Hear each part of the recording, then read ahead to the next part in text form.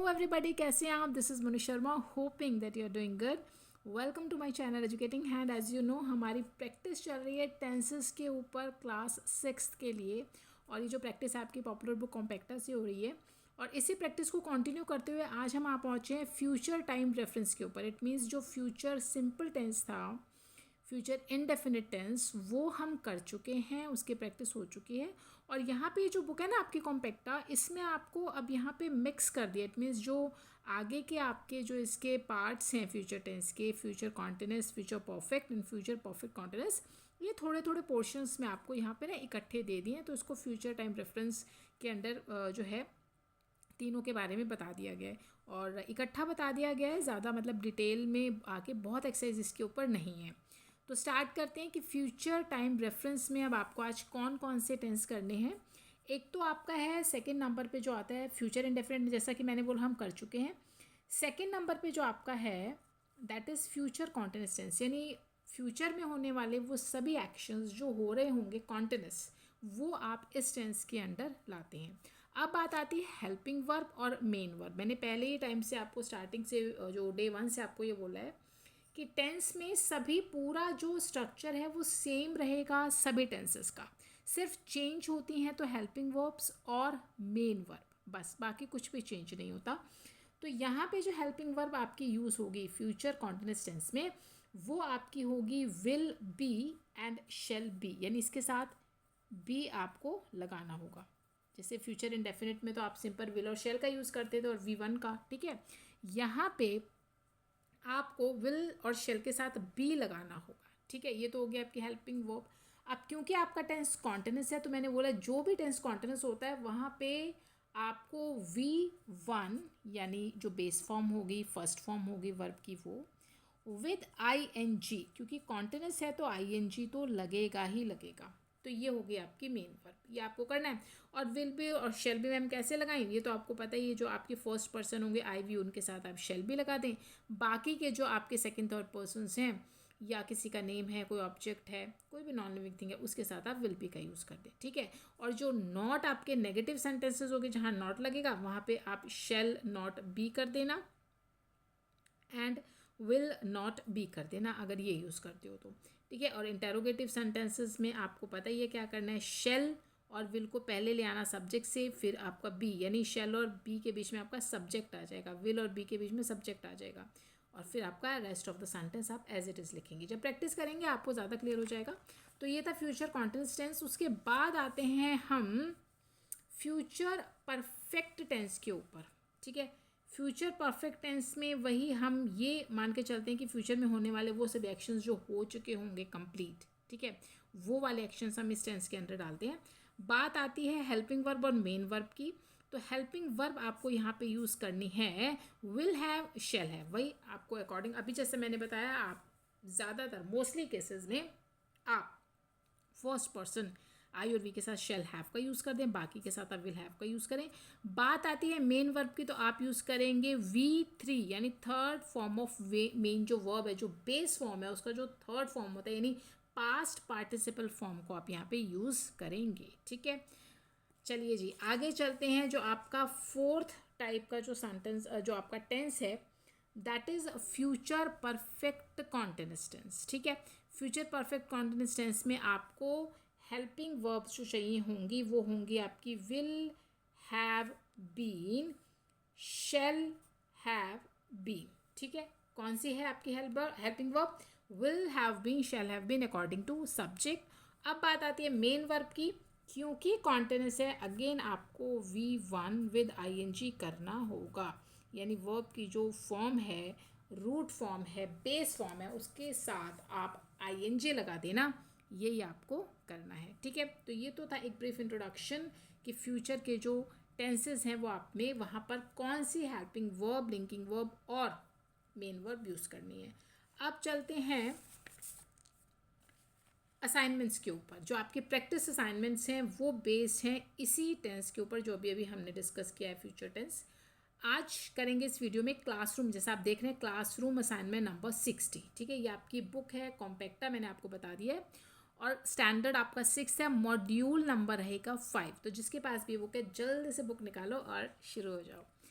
आपकी exercise number A देखिए, exercise number A question says supply future continuous tense in the verbs given in the brackets for each blank. आपको क्या करना है कि यहाँ पे सेंटेंसेस हैं और you have to fill the verbs in correct forms, यानी आपको वर्ब्स जो है ना ब्रैकेट्स में ये आपको बेस फॉर्म गिवन है। टेंस का नेम आपको गिवन है कि आपको फ्यूचर कॉन्टिन्यूस टेंस यूज़ करना है। तो अभी अभी मैंने आपको फ्यूचर टेंस के बारे में बताया कि आपको विल बी और शैल बी का यूज़ करना है V1 विद ING, ठीक है। तो अब चलो जी, सेंटेंस नंबर 1 क्या है, she dash make all the arrangements herself. वो सभी के सारे जो अरेंजमेंट्स है वो खुद ही कर रही होगी, यानी ऐसा हम अनुमान लगा के चल रहे हैं कि जितने भी अरेंजमेंट्स है वो खुद ही कर रही होगी, स्वयं कर रही होगी। अब शी है, ठीक है, सेकंड पर्सन है, तो मैंने आपको बोला था आपको विल बी लगाना है। एंड ये जो मेक है ना, बस इसको कर दो ING लगाकर making. She will be making all the arrangements herself. बस इतना सा काम आपको करना है। नाउ इजी है। Second sentence, the mall close in 5 minutes. Mall जो है बस वो 5 मिनट में बंद हो रहा होगा, जैसे हम कहते हैं ना जल्दी चलो फटाफट ये हो जाएगा, ये हो रहा होगा, ऐसा अनुमान लगा रहे हैं। तो मॉल जो है वो 5 मिनट में बंद हो रहा होगा, तो अगेन आपको मॉल विल बी का ही यूज़ करेंगे। एंड इस क्लोज को ई को हटाकर ING ऐड कर दो, क्योंकि V1 ING करना ही होगा आपका closing. Now sentence number 3, which school you send your son to. आप कौन से स्कूल में अपने बेटे को भेज रहे होंगे, ठीक है। तो अब विच स्कूल, अब यू के साथ अगेन आपको विल बी यूज़ करना है। तो मैंने बोला जब सब्जेक्ट बीच में अड़ जाए तो विल यहाँ लगाओ, बी को सब्जेक्ट के पीछे लेके जाओ, एंड ये जो सेंड है इसको तो आपको सेंडिंग करना ही होगा। Which school will you be sending your son to. Now sentence number 4, I dash wait for you at the station. मैं आपके लिए स्टेशन पर वेट कर रहा हूँगा। तो आई है फर्स्ट पर्सन है, अब आप लगा दो शेल बी एंड इस वेट को कर दो वेटिंग, ठीक है, done. Now sentence number 5, Meenu dash do her homework the whole evening. Meenu जो है वो पूरी शाम अपना होमवर्क कर रही होगी।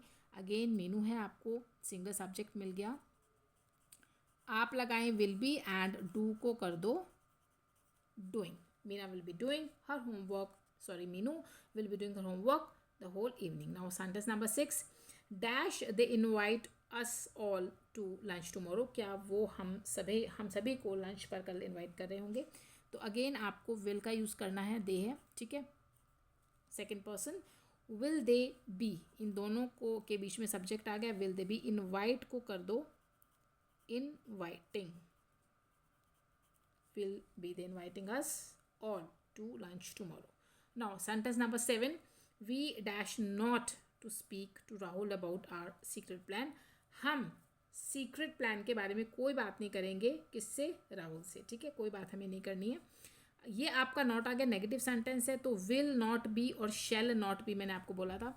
तो वी है, वी के साथ आप शेल, नॉट आ गया है आपका, बी इसके बाद आएगा, एंड स्पीक को आपको करना होगा speaking. Good. Now come to sentence number 8, I dash, again negative sentence है, I dash not stay with my aunt during the holidays. मैं हॉलीडेज़ के दौरान, छुट्टियों के दौरान अपने आंटी के साथ नहीं रुकूंगा। आई शेल, अगेन आई है फर्स्ट पर्सन, आपको शेल का यूज़ करना है। नॉट बी यहाँ पर आएगा, एंड स्टे को कर दो ING के साथ staying. Now 9th number, dash you not need your laptop for the seminar. क्या आपको कोई ज़रूरत नहीं होगी सेमिनार के लिए लैपटॉप की। तो ये सेंटेंस है आपका इंटेरोगेटिव प्लस नेगेटिव। देखो नॉट है तो नेगेटिव और क्वेश्चन मार्क है तो इंटेरोगेटिव, ठीक है, दोनों ही टाइप का है। तो आपको यू के साथ क्या करना है, विल है ना, विल यू। अब ये जो नॉट बी है ना, इसको बी को नॉट के पीछे लेके जाना पड़ेगा, यानी बीच में ये दोनों आ गए और इन दोनों के बीच में ये विल नॉट आ गया। Will you not be, and need को क्या करना है, ING लगा दो, नीडिंग। गुड, हो गया ये भी, done, very simple. Now last sentence, that is number 10, it dash rain when we come back. वर्षा हो रही होगी जब हम वापस आते हैं, तो वर्षा हो रही होगी, तो इट को सूट करेगा, विल बी रेनिंग, ING लगा दो, और ये हो गया आपका रेनिंग। क्लियर, बहुत सिंपल एक्सरसाइज है, होप आपको क्लियर हो गई होगी। एक्सरसाइज नंबर 8 कोई डाउट्स क्वेरीज है मुझे कमेंट से पूछिए, तो उसका आंसर मैं करूँगी। एंड वीडियो यूज़फुल है, प्रैक्टिस आपको मेरे साथ यूज़फुल लग रही है तो प्लीज़ लाइक शेयर कर दो, सब्सक्राइब कर दो चैनल को, ताकि डेली अपडेट्स आप तक आती रहें। और अब आगे की प्रैक्टिस कंटिन्यू रखेंगे आने वाली वीडियोस में, तो मिस मत करना, किसी भी वीडियो को स्किप ना करना। तब तक स्टे हैप्पी, स्टे हेल्दी।